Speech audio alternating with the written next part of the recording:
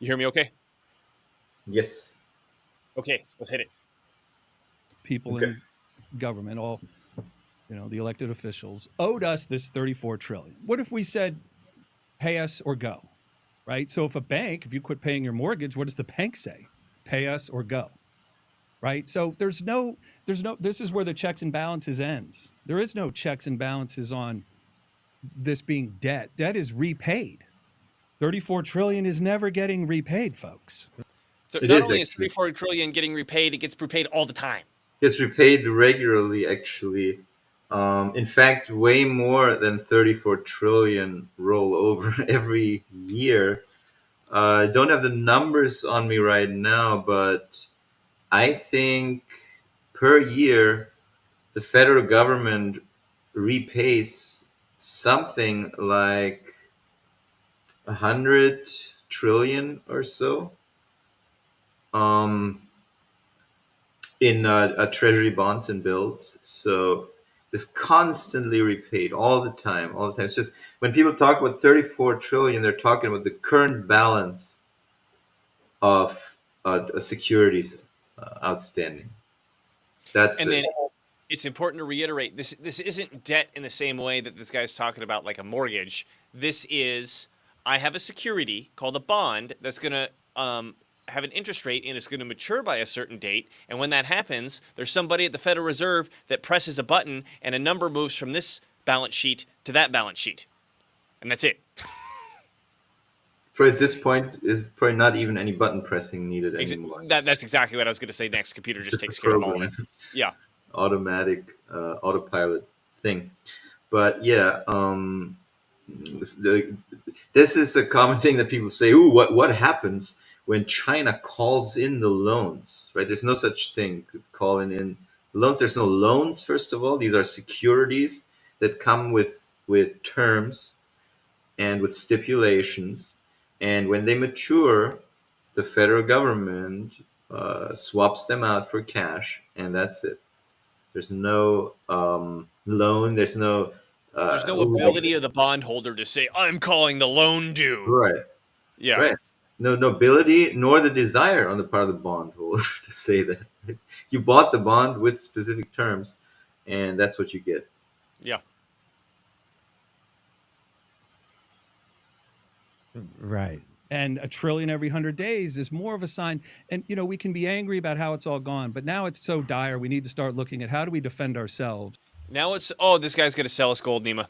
I can Yeah, smell no, I it. mean, so I was gonna say, so this has been the perma answer from gold bugs for as long as I can recall. The For the perma problem and the perma answer, right? right, for since 2008, and longer, of course.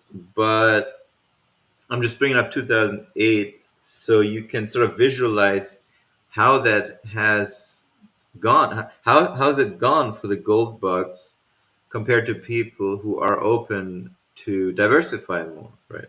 And I'm not saying all gold bugs are purely gold, but we have done shows on here talking about a strategy that I like, that I do apply, which is the permanent portfolio. It's a portfolio designed by Harry Brown, consists of four different asset classes: cash, bonds, gold, and stocks. And that's a very low volatility, long term portfolio that grows over time. And if the stock market does great, you do well. And if the others do good, then you do well. Every aspect, every asset class of the portfolio lifts the portfolio up, and they all help each other in a way. Um, so yeah, but then you're not going to do the permanent portfolio unless you understand all the stuff that we talk about here, unless you understand that these treasuries are not really debt, and stocks can also do great, as some may have noticed on occasion. So it's good to diversify. And I'm not against gold, right? I'm one of the biggest fans of gold, probably. Uh, I hold a lot of gold in my portfolio, but I don't just do it for the sake of Because it's holding going to gold. end any second, and gold is going to be the only thing valuable Right, after right. fiat is figured out is actually worthless by everybody. Right. Once we run out of Yeah. food, I'm going to eat my gold. Like, no. So yeah, it's a part of a bigger picture strategy, and it's a little more complicated, right, than just accumulating your gold back. Yeah, and then again, we at the beginning of this, we pointed this out that this 34 trillion, whatever the number is, he goes, it's unsustainable now. Why now? Always, What is always special about the mathematics of 34 trillion that wasn't special about 20 trillion? Like, right. what's It's always this is always the moment where it's unsustainable. Is whenever the pundit is talking on TV. That's always and is about to sell us coincidentally gold? Let's see if he's going to sell us gold right now, Nima. against what might be coming, and history shows only seems to show examples of this reserve currency rising and falling into failure. The Let's trillion talk the about trillion dollars every 100 days is a sign that things are progressing much worse than any of the brightest minds in Washington or Wall Street were able to project. The needs growing faster than their understanding of how bad the needs are. Because So them basically inventing a trillion dollars every 100 days. How does that not lead to inflation? That has to, right? of course the whole thing's been in Jimmy hit the nail on the head again. Why is it? I mean, he doesn't say hyperinflation, but we're right.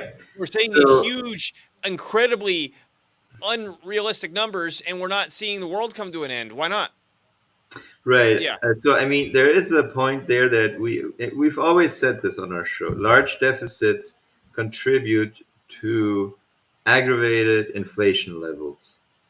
What we're not saying is it's going to turn into runaway hyperinflation that's uncontrollable, right? So we have predicted on our show when the COVID deficits came, we said there's probably going to be elevated inflation at higher levels, somewhere between 5 and 10% for several years to come.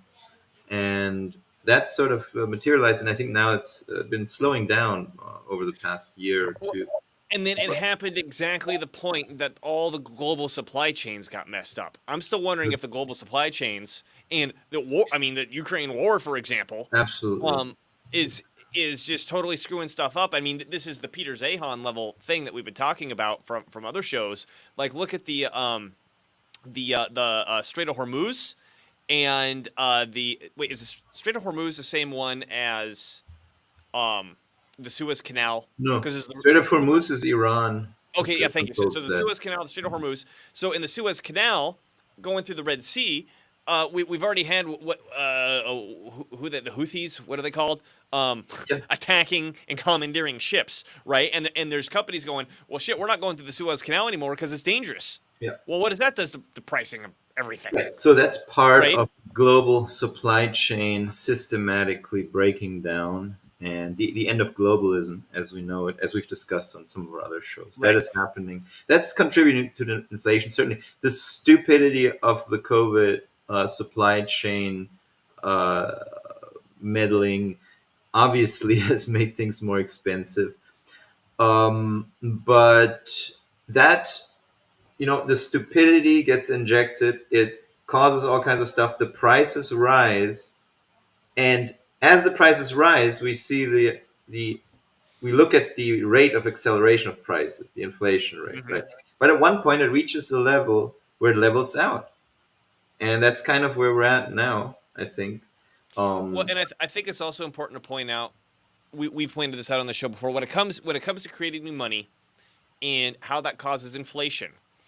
Yes, there's a connection there. However, as long as there's still stuff to buy, if there's still capacity to fill out, you're not really Yeah. going to see it. In the same sense that, okay, there's a grocery store and there's 100 items on the shelf. Let's say it just sells one thing for the sake of the simple argument. And the community only has enough money to buy half the items off the shelf.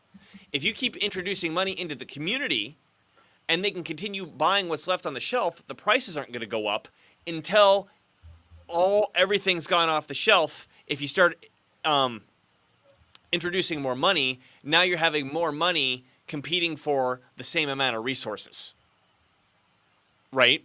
So unemployment is indicative of a resource that's not being fully utilized, which is literally labor. And the fact that you still have unemployment I understand it's more complicated than this, but the fact that you still have unemployment is kind of the base level I'm indicator. trying to share that- a chart while you talk. What's that? Oh, I'm trying to share a chart to let me illustrate. maximize that chart. There we go.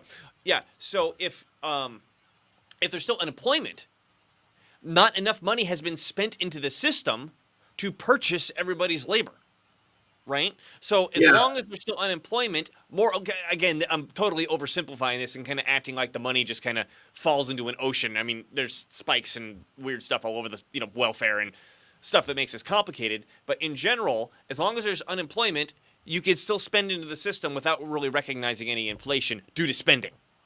Yeah. Right? So There's that, other reasons that can cause inflation, but due to creating money, you shouldn't see any inflation, that much Ye- inflation. Yeah. yeah. So we're seeing here that U.S. industry capacity utilization has fallen below 80 again. So this downtrend here is a major headwind for any inflation trends, right? It keeps inflation subdued, and also as we saw here, obviously when the lockdown started, they went as low as almost 60, below 65 actually.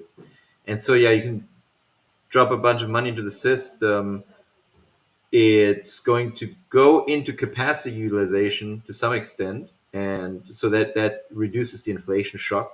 And on the other hand, however, in the case of COVID, there's so much capacity was destroyed or made inefficient that we did see.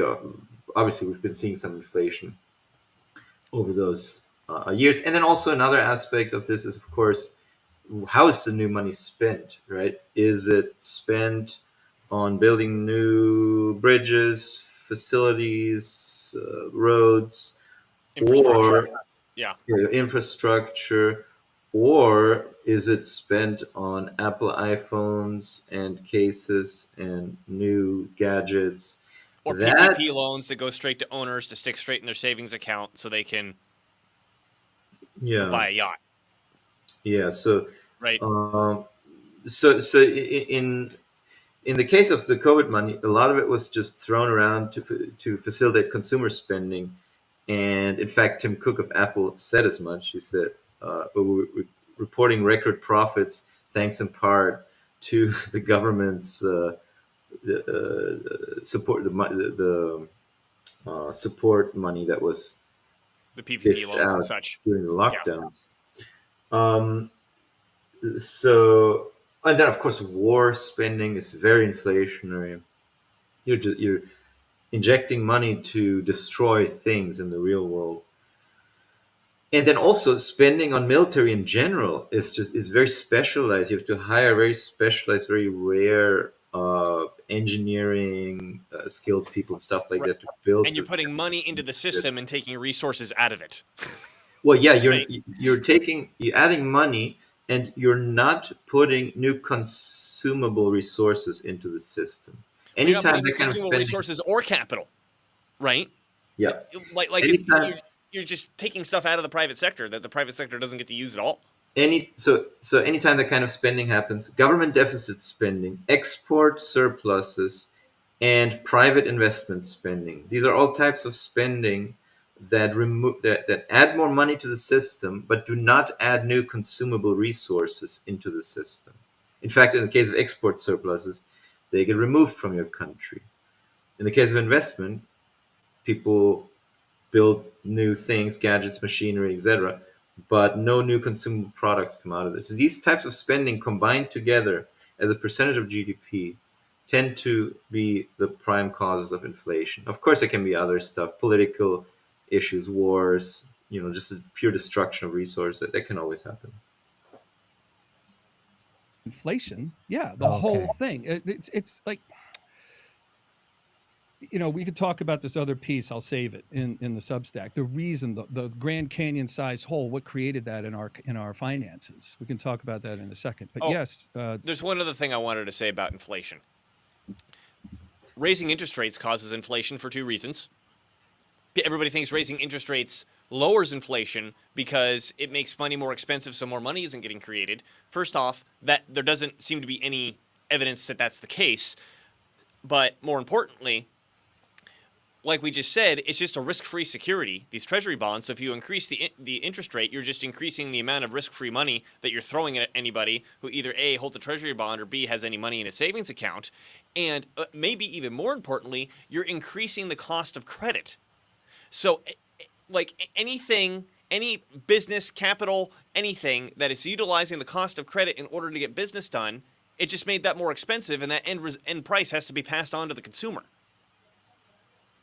So it's just this arbitrary dial. I learned that from Mike Norman.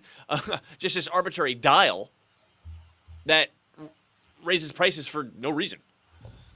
Yeah, I've sort of, I think I found a pretty good explanation of this relationship in a recent article that I shared with you from Disciplined Funds. Are you going to pull it up? I have it here. Yeah, I think it may be interesting. Just look at that real quick. Switch. There should be a button for you to switch the tab you're sharing. You still got the Fred. Oops. Stop the screen share, and now I do share. Okay. How do higher interest rates push inflation? Wait, hold on. Let me get it up here. There you go. Yeah, and I'm not going to read, but people can read from that article. It's, I guess I'll share the link here somewhere. Can I share the link? Comments. Oh, we have a comment from Jesus. Yeah, from raising interest Jesus. From Jesus. Acts like helicopter money. Yes, that is true to some extent. I've recently sort of refined my understanding of this a little bit after I read this article and the stuff that's been going around in my head for a while. So when the Federal Reserve first raises interest rates, it's true that you don't need to. You can keep that article up so people know what we're talking about. Love Mike Norman. He gives away $1 million worth of knowledge. Yeah, he does. So, do interest rates push inflation down? I think they can, actually. He made a good argument in this article. When interest rates are first raised, a lot of asset prices come down. Bond prices come down. Like housing pricing. Okay. Stock prices come down. Housing prices may come down also. But more importantly, a lot of financial assets that people hold in their portfolios, like their liquid cash assets, fall in value.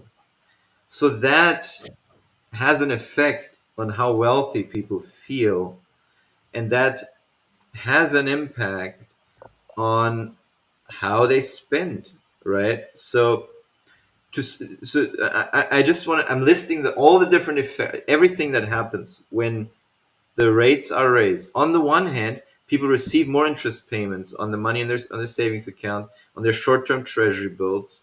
Yes, but a lot of long-term investments, bonds, stocks fall in value. So people feel, actually they don't feel, they are less wealthy to that extent that those asset prices come down. That may impel some people to cut down on spending during that specific period, right? But then also he makes the case, so the asset prices come down, and from here, it's all, the market has dialed itself into the new situation. Rates are higher, asset prices come down, but now the interest payments keep flowing in at this high rate. So there could be an initial shock, an initial disinflationary or deflationary shock from these asset prices coming down. But then the economy will basically start at a lower base with higher interest payments. And now there's actually room for inflation to start developing over the next couple of years if the rates stay elevated. And the asset devaluations have already happened, right? So now over the coming years, these higher interest payments will be more and more cause and more contribute towards inflation, versus in the very beginning, the very first thing that happens when interest rates are raised sharply, is that asset prices immediately come down. The interest payments haven't come in yet, but the asset prices have fallen right away. Mm. So that can have a disinflationary effect for a little while. Now, of course, it has to be balanced against the fact that a lot of people receive more interest on their savings, on their treasury bills, etc. And then, like you said, the cost of loans effect, the income effect, of course. Right? More interest it means more income to some bank accounts, to some people, and higher income allows you to borrow more. So, I guess to your point, there's all sorts of factors. Some push right, it up, some push it down. It's exactly. complicated. It's complicated, but you can make a case that the initial shock, yeah, it may be disinflationary, deflationary, but then over time, there's actually the stage is set for a longer term, higher levels of inflation because his interest payments keep rolling in. And on the net, then these interest payments, they are inflationary. But once the asset price shock has been absorbed and all that, the interest payments, because some people pay more on their loans, right? So that's the one side of things. But also, people receive more money on their savings accounts. So that whole thing is a wash. But the interest paid on treasury bonds and treasury securities is a net injection. There's no counterbalancing drain on those on that money in the economy. So that is a net injection that leads to more interest income in the economy. Damn straight. Let's keep going. The government's paying bills. They're not building ski resorts in Austria or condos on the moon. Right, right. So where are the bills coming from? That's the question. Well, a lot of it's coming from the military-industrial complex. I know that. Oh, yeah. Yes. So this lending facilitates ongoing government spending on various programs without the need to raise taxes. Yeah. So that's that whole thing of. So I had this woman on our show, Stephanie Kelton, and she wrote a book about. He had Stephanie Kelton on, and then he's going to this guy. Ugh. Why now I'm blanking on the term that she uses about modern monetary policy theory. That's MMT. it. MMT. That's it. And she explained that when they pass a law to go pay for something, let's say, hey, we want to send $150 billion to Ukraine. They don't go raise taxes to pay for that. They just print it. Yeah. And they just send it. Yeah. And and she's saying, so I don't even know why they collect taxes anymore if taxes are completely uncoupled from what they're spending. Jimmy gets it. Yeah. He just needs someone to tell him that he's right. Right. So what we've said before, the only reason to raise taxes is to give some value to that money, to create demand for that money, not because the government needs it. It's just to give the money value. Or in the extreme case, if there was too much money that was put out, that some of it needed to get pulled back because it was too inflationary from how much they created. That is also a possibility. Yeah, taxes are a drain on that new net money, and right, and everyone, it's the most universally required thing in the economy. People have to pay their taxes. Not everyone, but a lot of institutions, a lot of businesses need to pay their taxes. So that's where the money flow ultimately flows back to the government that spent it into existence at first.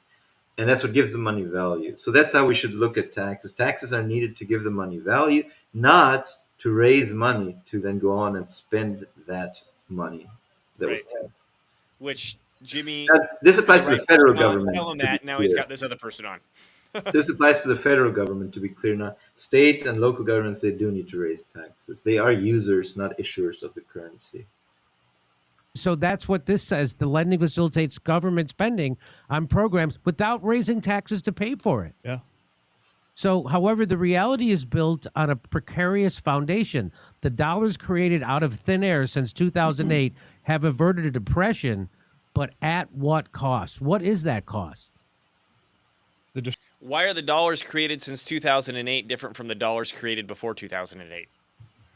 Destruction of the currency. You don't have to answer that. So sometimes how I explain to my retirees, it's like you have financial oxygen on your back, like a tank of financial oxygen you sip off of, and it allows you to go wherever you want. You bring that with you, right? You go on a cruise ship, you go visit the kids, fishing in Alaska, pay your bills.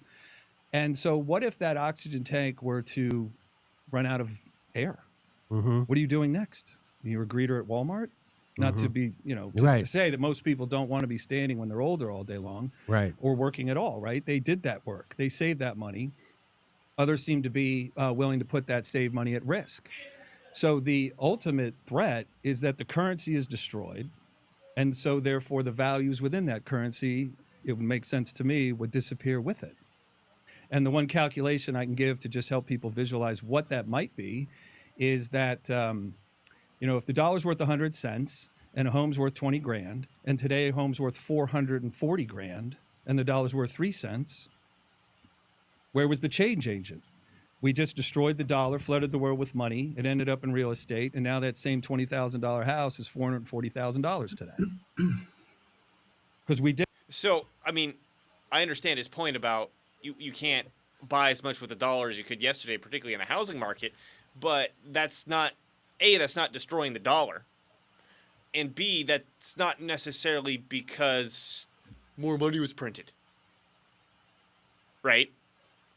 I mean, as confusing as you were, or not confusing, but as complicated as you were talking about with the interest rate, like, okay, here's interest rates could raise. Here's the myriad of factors that could cause prices to go up or cause prices to go down. Like Well, the value of real estate has a myriad of factors real affecting it. estate is obviously is a function of population and new home construction, and that is one big thing where, I mean, I don't know the rest of the world, but the U.S. is lagging behind on home building. They need about 2 million homes per year to just be Break back even. to.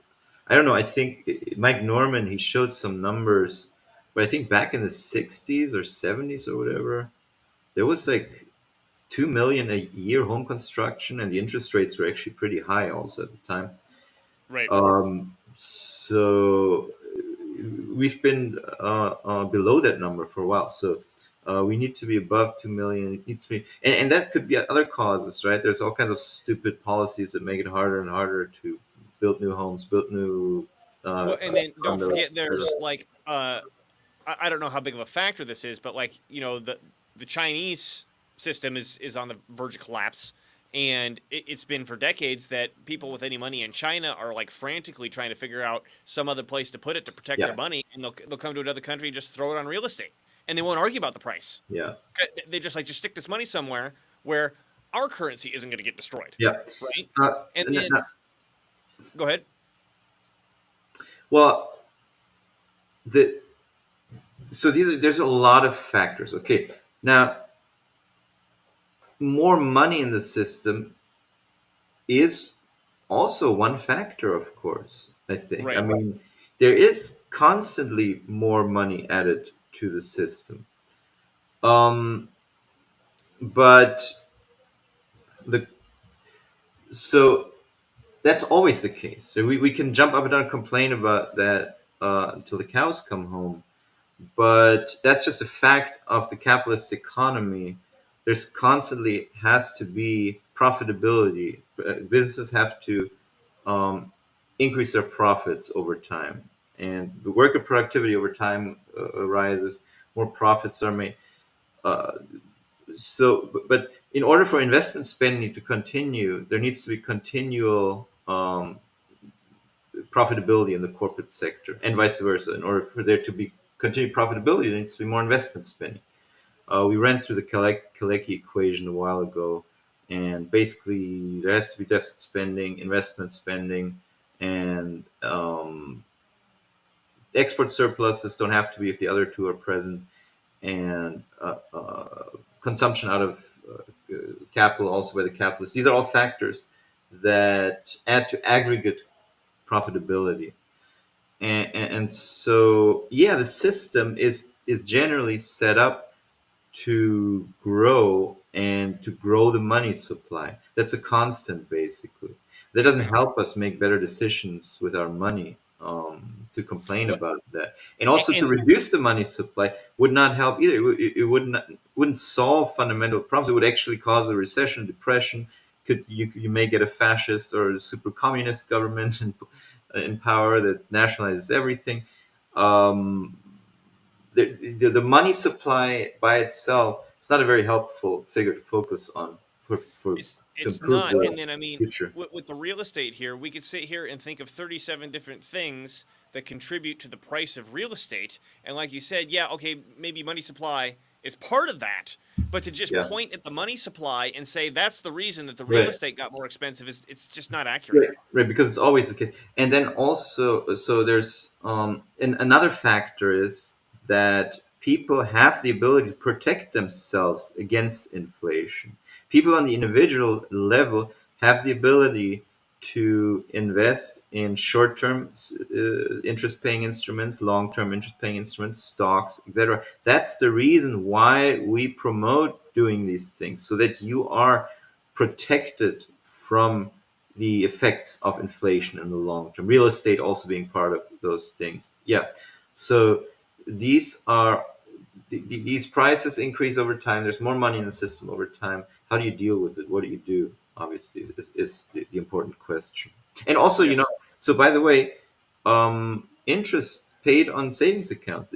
It sounds ridiculous to most people because they're used to such low interest rates, but now they're up to almost 5%, and inflation has now come down to below 5% already.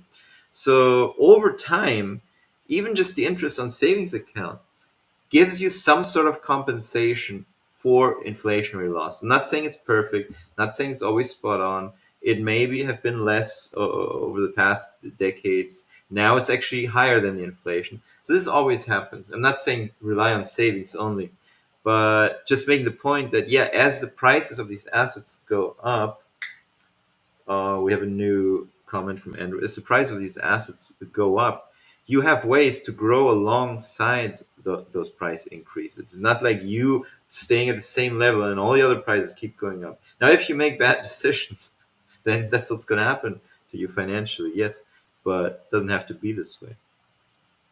Hi, Let's keep Andrew. going. Yeah, Andrew, thanks, Andrew. We appreciate your I love your your content. comment. Always thanks for well, thank you. That's why we do it. Didn't Right. there's not a billion people that live here now. Right. We And only have 40% more people here than when we cut free of the gold standard. so it's the exact same wood, brick, and mortar, Yeah. but now it's just worth. So that means you're saying that a big part of that is the devaluation of the dollar. Yeah, destruction of it. Destruction of its buying power. There's there's two measurements on it. There's how strong is the currency against the euro or the yen or the pound, and then there's the buying power of a currency. The buying power, the dollar again has no value unless it's backed by something of value. Back it by It's backed by the value of the fact that it's demanded in taxes. Yeah. So Any just other currency ever. one thing to add here, right? So because they're excuse me, they're talking about real estate, and it may be true that there's tons and tons of policies passed by Congress that are causing the price of real estate to go up because there's so much focus on encouraging home ownership and home lending. And then there was the Community Reinvestment Act that caused a lot of the 2008 excesses.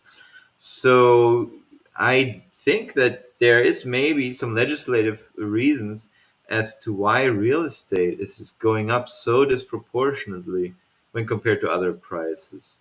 Well, Once again, think that's about what Richard Werner said about this. yeah, It- Yeah. It's this idea that okay, should lending, which is money creation from the banking system, be focused on purchasing assets, or should it be focused on investing into businesses that produce goods and services and hire people? His point is that if you do the latter, it's not going to be inflationary because you're increasing the goods and services while you're increasing the money supply. But if you focus on the former, which could be houses, it could be boats, it could be cars, it could be stocks, it could be anything, is you're increasing the money supply to bid up the. I mean, I understand that the amount of houses are going up every year, but like you said, it's not enough. You're bidding up a limited number of assets. And so, like, when it comes to buying houses, this is just occurring to me as we were talking. It's not like, okay, everybody's got a certain amount of money in our pockets, and we got to go pay, who can pay the most for this house depending on how much money they have in their pockets. No, I mean some people have that much money they can do that, but for most home buyers, you go to the bank and it's whatever the bank's willing to lend you, and B, can you afford the payment? Yep. So I mean this is what happened in 2008, right? When the all these banks were doing these liar loans, like you could just say stated income and they gave you the loan.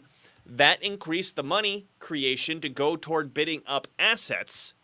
And it had nothing to do with economics. It had everything to do with regulation. Yeah, So for sure. There's a lot little of regulation tweaks have huge impacts on how these prices fly around and there's how the just money's created. there's a lot of obsession over promoting home ownership, and I mean I have nothing against promoting home ownership, but then at the same time it may have now turned into a situation where it's become hard for a lot of people to be able to afford a home, to have the income, to be able to get a loan to afford a home. One more thing I want to mention on this is that because it is really, the degree to which real estate and rent has gone up compared to income and other things is It's really kind of unreal. ridiculous, right? So Yeah.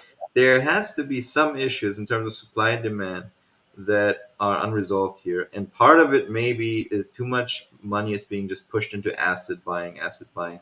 For example, um, same site that we just looked at earlier, Discipline Funds.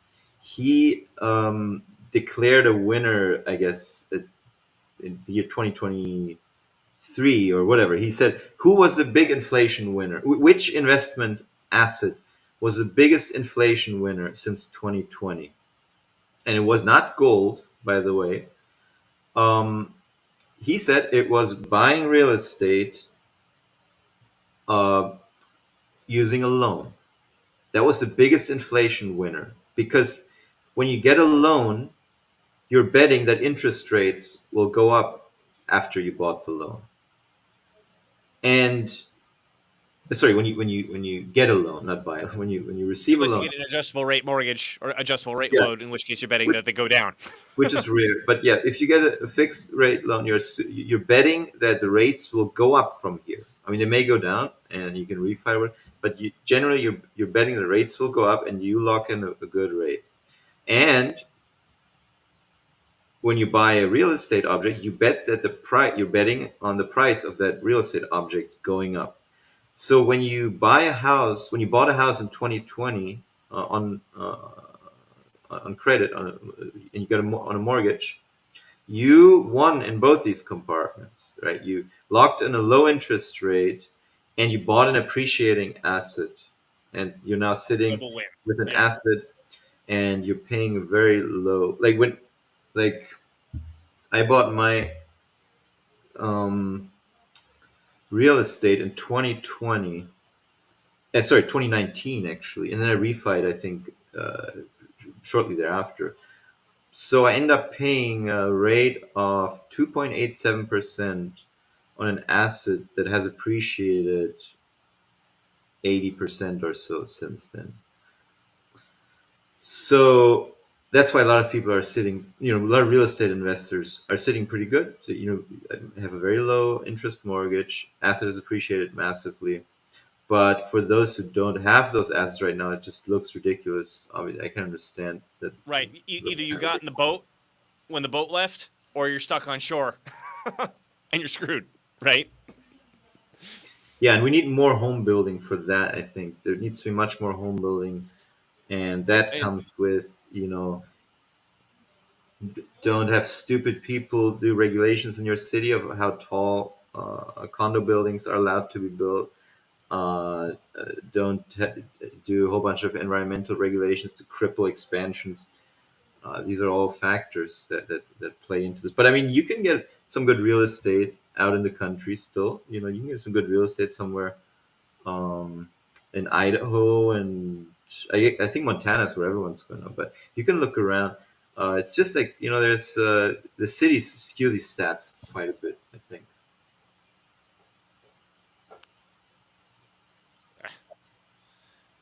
still learning how to do this right. There we go. oil. The petrodollar was an attempt to do Right. that, Petrodollar. and it allowed a lot more flexibility for the government to wield bigger financial armament against the world, control the world, grow the military, just take over. The Monroe Doctrine on absolute steroids. But living within the gold standard, then you're living within your means, and you have to live right size, and you have to be honest about things. You have Okay, I can't. It just grates me the wrong way when we hear this. On the gold standard, you live within your means. No, you don't.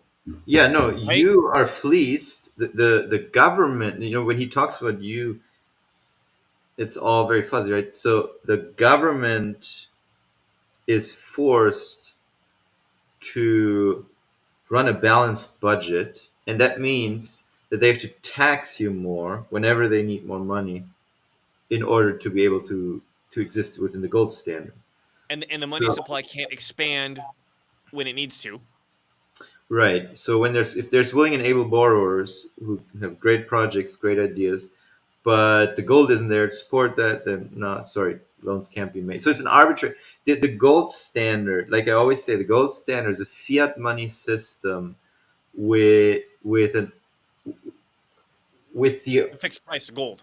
with the side goal of fixing the price of gold, basically, which with the side constraint that you're meddling with the gold markets, fixing the price of gold as a government.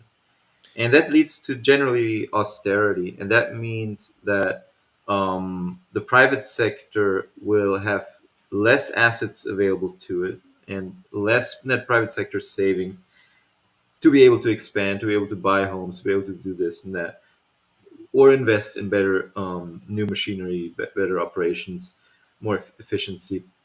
So it These are all things arbitrarily that limits the economy.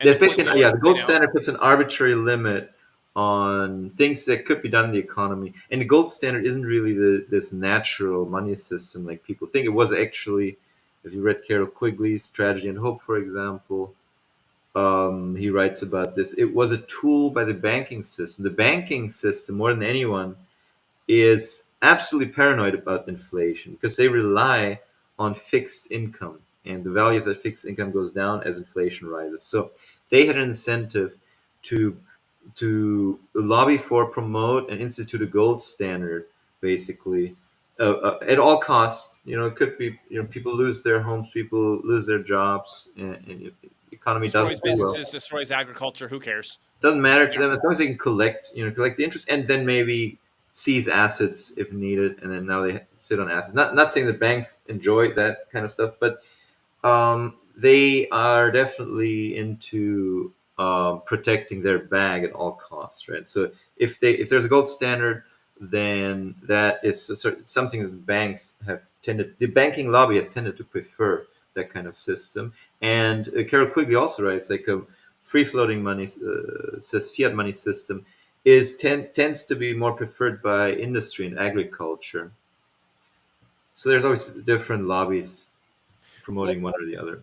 And then also this, because I'm sure he's going to be implying this or already implied it as well, that, okay, well, maybe we can't do these things as an economy, but at least it slows down the government by stopping it from doing stuff like going to war. It never does, because when the government wants to go to war, they either just change or abolish the gold standard. Right. And So, then, of course, okay, the Weimar, local economy can't have anything for the good side of it, and then it doesn't stop the bad side of it because they just change their minds.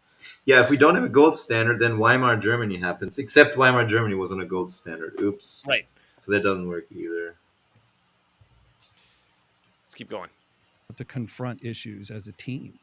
And I wanted to point out, I think the last time we heard about taxes was when Bush was running for re-election, and earlier he had said no new taxes. Read my lips. Oh, George Bush the first, you mean? Yeah. And didn't the whole world understand, certainly the part that supports political action, don't ever raise taxes. Just print the money. Yes. Just print the money. Yes. And raising taxes is political death. Yeah. Yeah. But you're right.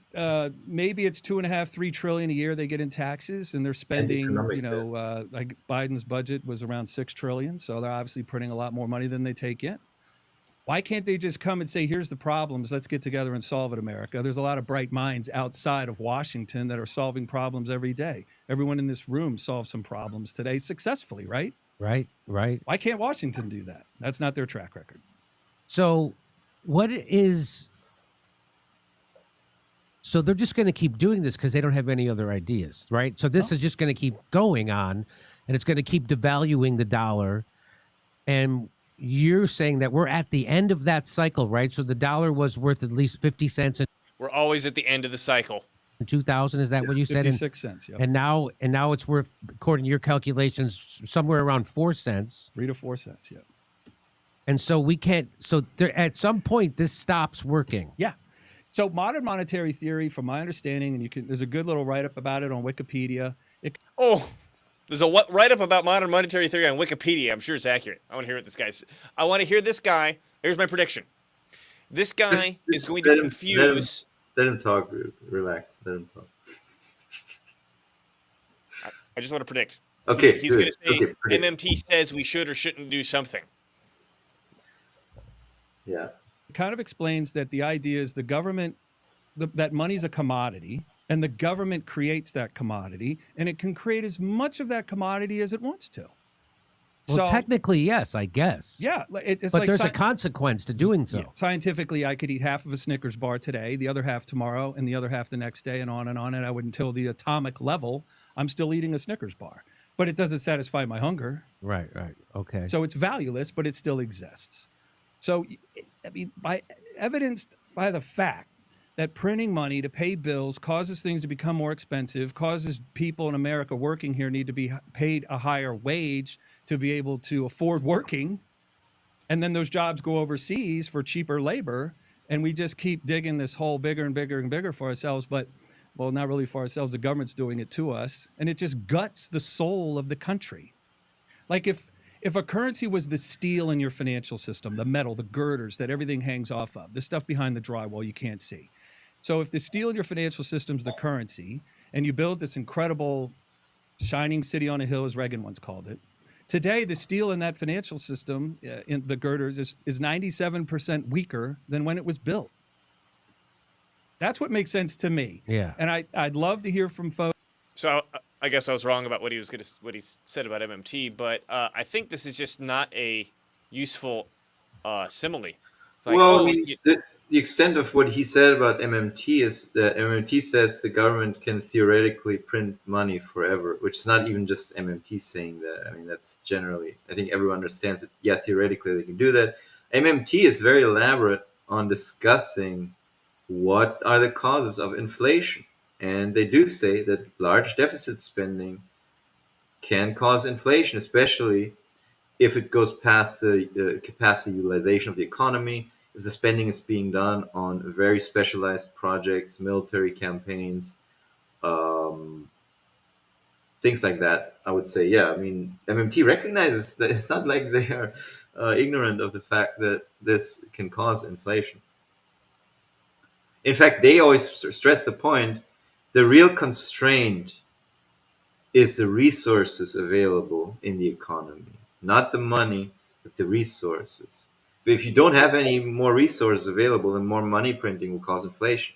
If you have the resources, it doesn't have to necessarily. Right, which is what you said with the capacity utilization, or my previous example of the supermarket with a certain number of items in there. If the community doesn't have the money to buy all the items, giving the community more money so they can buy the rest of the items won't cause inflation until they buy up all the items and you're still adding more money. Yeah. Folks that think otherwise or could prove that I'm incorrect in my assumptions, I'm always willing to learn. I am not the oracle of everything. I've certainly just read a ton about it because I want to be right. I want to be able to say things that matter to folks and help them along their way. Yeah, I think he might be open. Okay, What's that? I think he might be open if somebody, talked to him about MMT in a little more detail. Do you think Jimmy's door, we could send him a message on Twitter? Does he have his messages open? We should check that out after this. I'm sure. So, and you know what's weird is that this never comes up like at a press conference with a politician. This never comes up. There's never, like, hey, what are they doing about that $1 trillion they just printed in the last 100 days? And what are you going to do about the next trillion in the next 100 days? This never gets talked about, doesn't get talked about. I mean, I don't watch CNBC, but it certainly doesn't get talked about in any other news show. No. To give credibility to the size of this number, right? I talked to a great guy earlier today, He was spreading fertilizer on his farm in Kansas. Said his dad's 93. I said, you're lucky to still have him around. His dad has lived 3 billion seconds. Oh, right, right, A billion seconds is 31 years. right. So if everything we pretty much do on Earth is human scale, right? Planes don't hold 1,000 people. You know, doorways aren't 10 feet tall. Couches aren't 20 feet long. You know, everything's kind of at a human scale. A trillion seconds is 31,000 years. Now, we've been doing finances with precious metals and barter and exchange for what, 5,000 years? So No. they're creating 31,000 years of debt every 100 days. 34 trillion is a little over 1 million years of money. And that might sound like a preschooler's way to look at finances, but how else do we internalize? I mean, this is just another example of saying really big number, but not having a explanation of what that big number means. But I will say this. So, okay, the amount of money has gone up over the last 5,000 years significantly. So have the number of people on this on the face of the earth and the number of things you can buy with that money, right? How much did a car cost in ancient Sumeria, Nima? How much did your cell phone cost in ancient Sumeria? Nothing. What was a plane ride in ancient Greece, That didn't exist. Yeah. right? How horrific it is to create $1 trillion in debt in 100 days. So people, And it's not dead. the metrics I've heard is that a Well, million seconds is like 7 days or something like that, or 11 days, and then a billion seconds is 31 years. Right. And so a trillion is how long? 31,000 years. And another way to look at it is in Wow. $100 bills stacked one on top of the other. It's 690-mile high stack of money. So if I laid that stack of $1 trillion worth of $100 bills out on the highway near you and you got in your car and you're driving at 70 miles an hour, you would need to drive for 10 hours to pass $1 trillion in $100 bills, stacked bill on top of bill laid alongside the highway. And they're- 700 Uh-oh. Don't give me a commercial. No commercials. miles long. And they're doing that every 100 days. Yeah. Okay. All right. And again, I really do think we're at the end. That's why I'm Maybe you doing listen what to I'm Stephanie doing, Kelton. and everybody can do what they want. But I'm nervous about the stock market. I took all my money out of it. Yeah. I did. Oh, he's I gonna really pay for did that. do that. And the people I've talked to, not just Sorry. I think it's worth mentioning. The bigger this deficit gets, the more the stock market goes up. well, yeah. So the large deficits over the past years have been an absolute bonanza for the stock market. So this is exactly what I was saying. This money, the money from deficit spending, the money from investment spending, and the money from export surpluses minus household savings all ends up in corporate profit, in corporate bank accounts. This is what the mathematical. So if deficits are high, one of the greatest beneficiaries of that is the federal, is the Stock stock market, is the Yeah. corporate sector of the country for sure. you, you- but other people have So said this that's not if dumb. they start, That's just, if they start ahead. balancing the budget, they start like running surpluses. Then that's the time. Then run be to gold. worried. Yeah, that's the time to be worried about your stocks. And however, not investment advice. And we talked about the permanent portfolio. That's what I do. So the permanent portfolio will automatically help you rebalance at the right time. So when stocks are very high and bonds are very cheap, for example, like in October of this past year, I sold off some stock profits and I bought treasury bonds at over 5% interest. So I locked in a very high interest rate and sold off some stock profits. Now those bonds have come up. Stocks have still gone up. Everything's fine as long as you keep things balanced.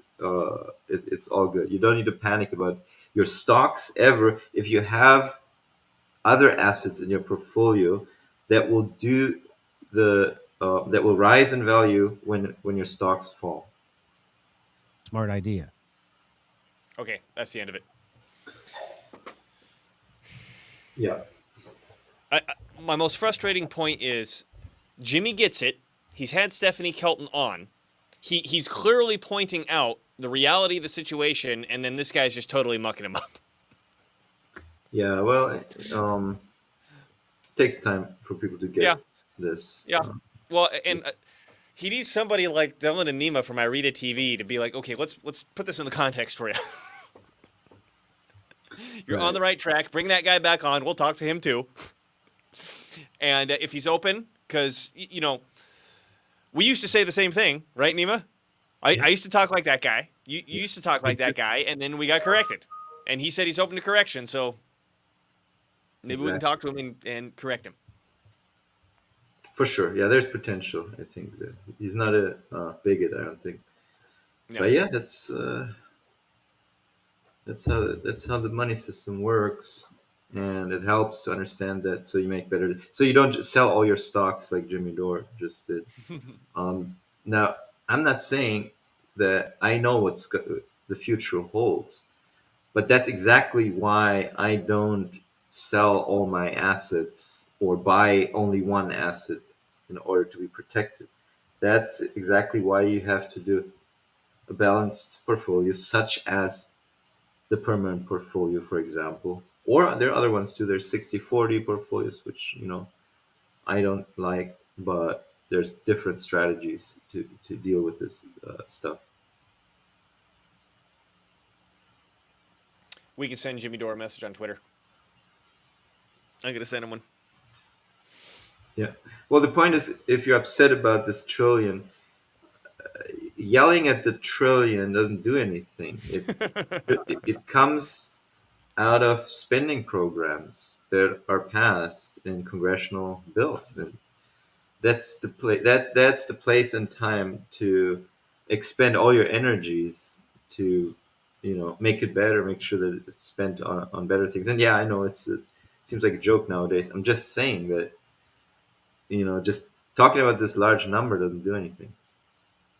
Well, and then especially talking about how large the large number is and how bad it is that it's large because it's more large than it was large yesterday. It's just Right, how many dollar bills it means when you stack them up, how long you have to drive on a freeway right. to pass those. Uh, there's a lot of hyperbole, a lot of metaphors that don't really deal with economics and finance. Word. Well, I think we covered it. There were some hiccups on the technicalities on this one, but overall we got them figured out, and it was really smooth. So, high five, Nima. High five. Thanks to our Thanks everyone viewers. for watching. Thanks Jesus. Thanks,